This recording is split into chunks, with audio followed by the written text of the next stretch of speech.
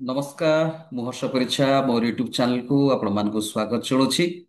ଏ ଭିଡିଓରେ ଆମେ ଆଲୋଚନା କରିବା ଯେ ଫ୍ରାନ୍ସରେ ଯେଉଁ ଆନ୍ଦୋଳନ ବର୍ତ୍ତମାନ ଆରମ୍ଭ ହୋଇଛି ତା ଉପରେ ତାର ସ୍ଥିତି ଉପରେ ଆମେ ଆଲୋଚନା କରିବା। କିନ୍ତୁ ତା ପୂର୍ବରୁ ମୁଁ ଆପଣମାନଙ୍କୁ ଅନୁରୋଧ କରିବି ଭିଡିଓଟି ପ୍ରଥମରୁ ଶେଷ ପର୍ଯ୍ୟନ୍ତ ଦେଖିବେ ଏବଂ ଲାଇକ୍ ସେୟାର ସବସ୍କ୍ରାଇବ କରିବେ ବୋଲି ମୁଁ ଅନୁରୋଧ କରୁଛି। କାରଣ ଆପଣମାନଙ୍କର ପ୍ରତ୍ୟେକ କମେଣ୍ଟ ସବସ୍କ୍ରାଇବ ଆମକୁ ନୂତନ ନୂତନ ଇନ୍ସପିରେସନ ଯୋଗୁଛି ନୂଆ ନୂଆ ତଥ୍ୟ ନେଇକି ଆପଣଙ୍କ ସମ୍ମୁଖରେ ନୂଆ ନୂଆ ଭିଡିଓ ଉପସ୍ଥାପନ କରିବା ପାଇଁ। ତେଣୁ ମୁଁ ଅନୁରୋଧ କରୁଛି ଯେ ଭିଡିଓଟି ଦେଖିଲା ପରେ ସମସ୍ତେ ସବସ୍କ୍ରାଇବ କରିବେ। ତେବେ ଚାଲନ୍ତୁ ଫ୍ରାନ୍ସରେ ମଧ୍ୟ ଅ, ଗତ କିଛି ଦିନ ହେଲା ଆପଣମାନଙ୍କର କିଛି ଗୁଜବ ସୃଷ୍ଟି ହେଉଥିଲା ଯେ ଆପଣଙ୍କର କ୍ରାଇସିସ୍ ହେବ, ପଲିଟିକାଲ କ୍ରାଇସିସ୍ ଚାଲିଛି ବର୍ତ୍ତମାନ ଫ୍ରାନ୍ସରେ।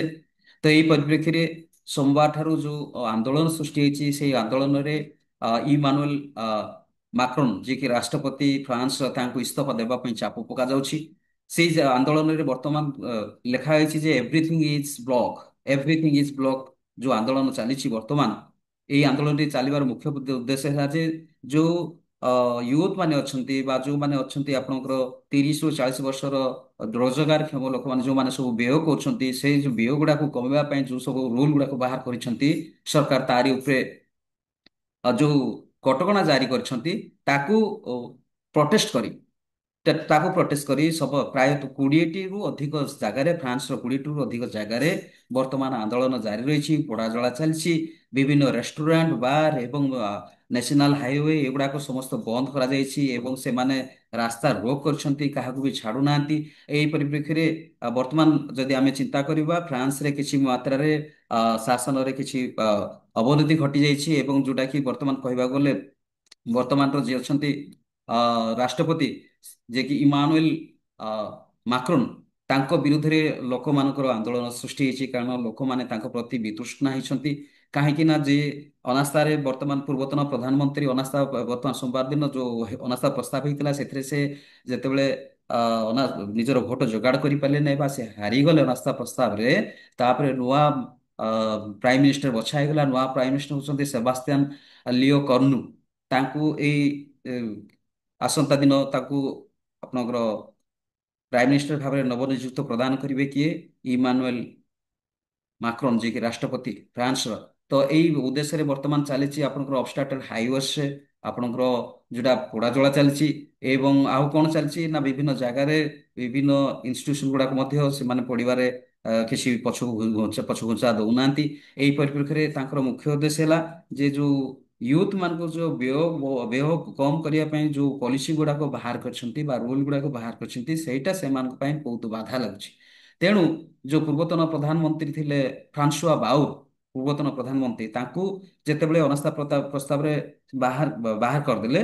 ବାହାର କରିଦେଲା ପରେ ବର୍ତ୍ତମାନ ଯେ ମାକ୍ରନ୍ ନୂଆ ପ୍ରାଇମ ମିନିଷ୍ଟରକୁ ଆପଣଙ୍କର ସେବାସ୍ତିଆନଙ୍କୁ ଯେତେବେଳେ ନିଯୁକ୍ତି ଦେବାକୁ ଯାଉଛନ୍ତି ଏହି ପରିପ୍ରେକ୍ଷୀରେ ଏଇ ଯୋଉ ବ୍ୟାନ୍ କରିବା ଏଇ ଯୋଉ ରୁଲ ପ୍ରଣୟନ କରିଛନ୍ତି ସେଇ ରୁଲଟାକୁ ଉଠେଇବା ପାଇଁ ସମସ୍ତ ନାଗରିକ ମାନେ ଏକଜୁଟ ହେଇକି ବିଭିନ୍ନ ଜାଗାରେ ବିଶେଷ କରି ଫ୍ରାନ୍ସର ଯୋଉଟା ଅଛି ପ୍ୟାରିସ ରାଜଧାନୀ ପ୍ୟାରିସର ବିଭିନ୍ନ ଜାଗାରେ ବିଭିନ୍ନ ସ୍ଥାନରେ ସେମାନେ ପୋଡାଜଳା କରୁଛନ୍ତି, ଅଭିଯୋଗ କରୁଛନ୍ତି। ବିକ୍ଷୋଭକାରୀ ମାନେ ବିଦ୍ରୋହ ପରିଦର୍ଶନ ସୃଷ୍ଟି କରିବାକୁ ଚେଷ୍ଟା କରୁଛନ୍ତି।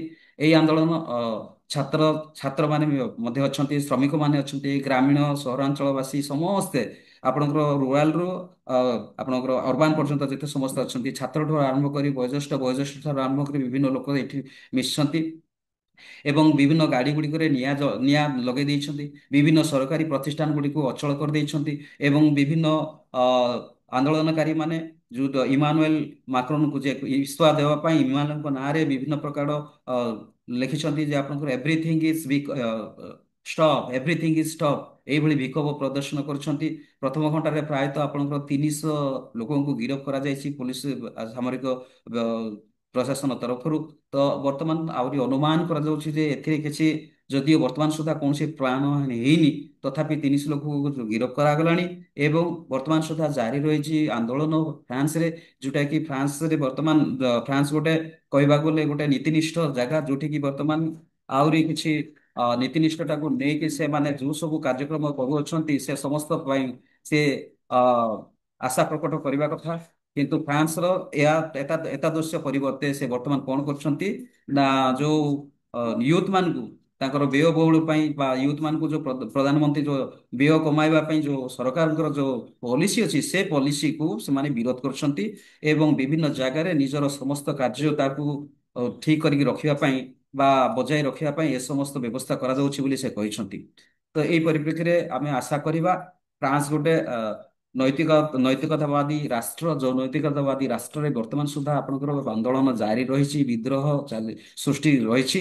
ଏଥିରେ ପୁଣି ରହିଛନ୍ତି ଛାତ୍ରଛାତ୍ରୀ, ଶ୍ରମିକ, ଗ୍ରାମୀଣ ସହରାଞ୍ଚଳ ସମସ୍ତେ ଏକଜୁଟ ହେଇକି ପ୍ରଧାନମନ୍ତ୍ରୀଙ୍କ ବିରୁଦ୍ଧରେ ଯୋଉ ଅନାସ୍ଥା ପ୍ରସ୍ତାବ କଲେ ସେଥିରେ ସେ ହାରିଗଲେ, ଫ୍ରାନ୍ସୁଆ ବାଉ।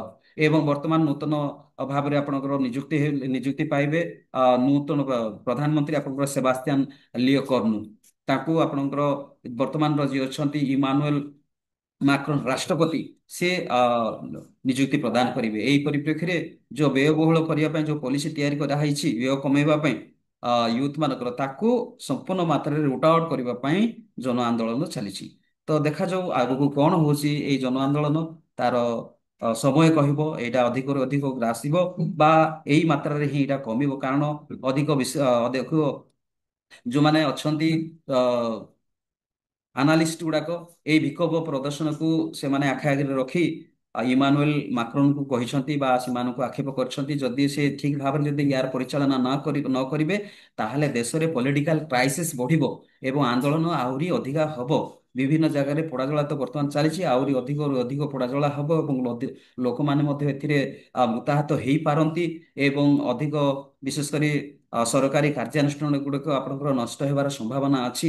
ଏଥିପାଇଁ ଯେଉଁମାନେ ସବୁ ବିଶ୍ଳେଷକ ମାନେ ଅଛନ୍ତି ସେମାନେ ଚେତାବନୀ ଦେଇ ରାଷ୍ଟ୍ରପତି ମାକ୍ରନଙ୍କୁ ସମୁଚିତ ପଦକ୍ଷେପ ଗ୍ରହଣ କରିବା ପାଇଁ ସେମାନେ କହିଛନ୍ତି। ଏ ସମସ୍ତ ବିଷୟବସ୍ତୁ ଆପଣମାନଙ୍କ ସମ୍ମୁଖରେ ମୁଁ ନେବା ପାଇଁ ଆପଣଙ୍କର ଏଇ ଭିଡିଓ ମାଧ୍ୟମରେ ମୁଁ ଏଇ ଯୋଉ ଦୃଶ୍ୟ ଗୁଡାକ ଆପଣମାନଙ୍କ ସମ୍ମୁଖରେ ଉପସ୍ଥାପନ କଲି।